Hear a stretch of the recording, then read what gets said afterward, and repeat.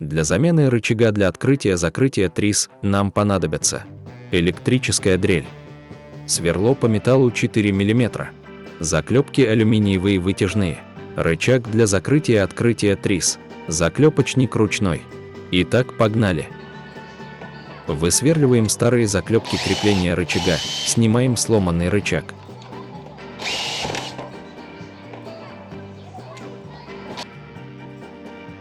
Подбираем и примеряем на высверленные отверстия точно такой же рычаг.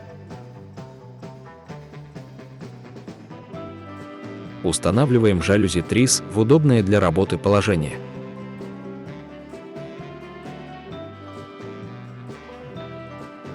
Вставляем алюминиевые заклепки в ручной заклепочник.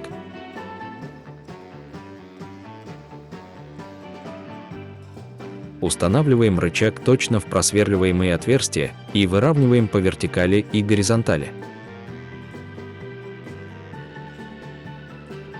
Придерживая рукой рычаг, вставляем заклепку в одно из отверстий и с помощью ручного заклепочника прикрепляем рычаг к алюминиевой раме.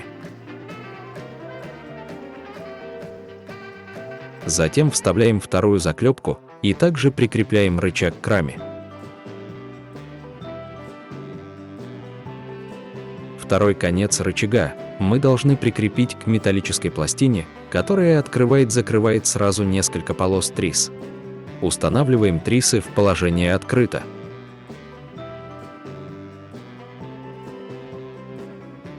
Вставляем третью заклепку между пластиной и рычагом и закрепляем заклепочником. Все. Мы с вами установили рычаг для открытия и закрытия трис за 2 минуты.